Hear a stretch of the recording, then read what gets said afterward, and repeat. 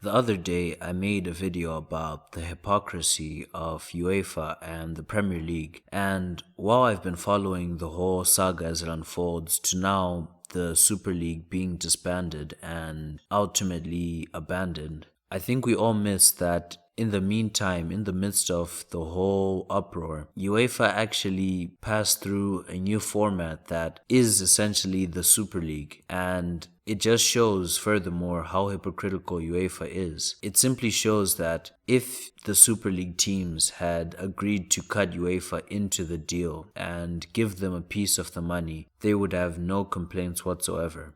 So what exactly is UEFA planning to do?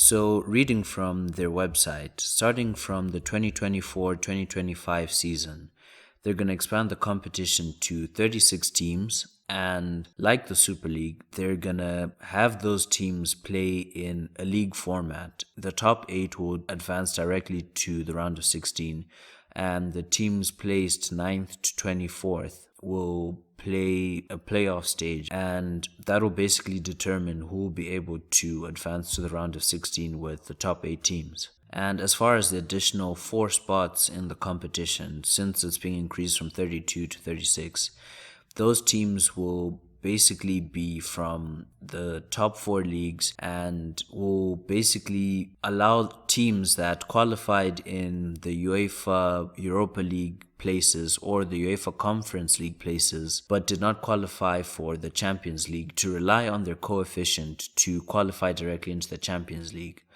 So if you don't understand why that's significant, basically that means that it will cover the Premier League top 6.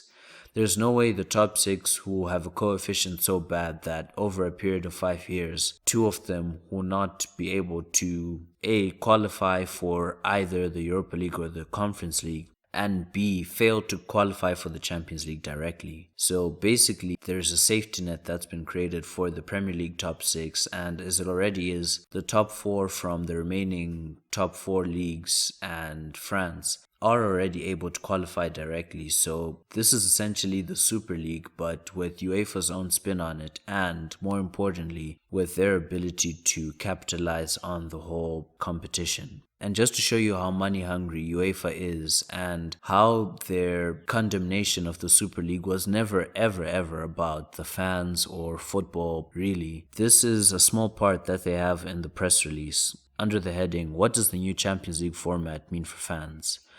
Under 2 bullet points, it says more opportunities to see Europe's top teams playing each other earlier in the competition. And secondly, every game counts. The new league format will ensure that any result has the potential to dramatically change a team's position right up to the very last match day. Winning or losing could make the difference between a side automatically qualifying for the last 16, entering the playoffs, or being eliminated from the competition. Basically, what that means in a very elongated and very beating around the bush sort of way is big teams play each other more money. That's it. This new format is going to have more games and as a result, more money. And that's what this whole thing has been about from the very beginning for the past few decades. It's all been about more games, more money, and how can we capitalize on the popularity of 5 to 10 teams and make a quick buck. And quite frankly, I think the best thing that has come out of the whole Super League situation is the wake-up call for football fans and really anyone who appreciates football, even tangentially,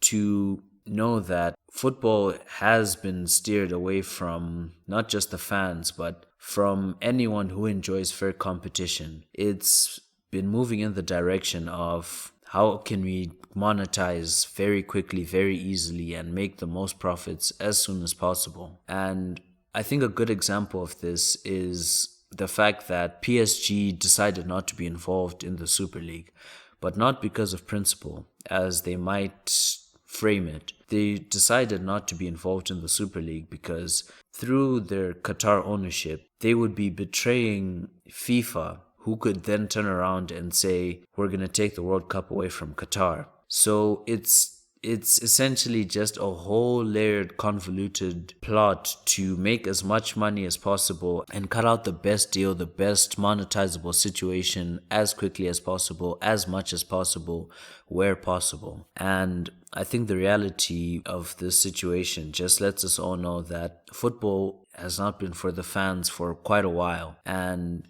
hopefully the governments around Europe are able to intervene and implement the 50+1 rule, as many have been saying. But I think that's still a long stretch. I think that's a best case scenario.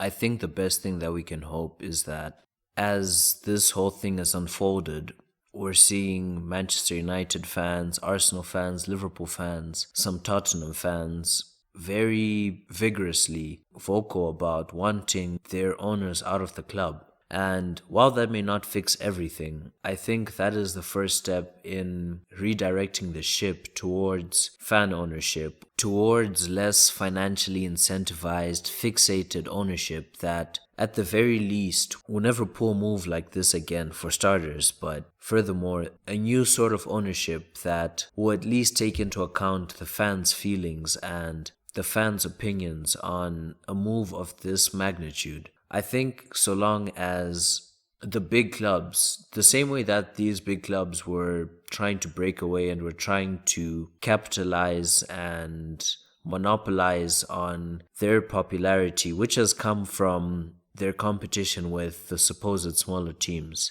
I think those big clubs and the fans of those big clubs have a duty to use their power and use the magnitude of those clubs to force change that's going to result in a better football future.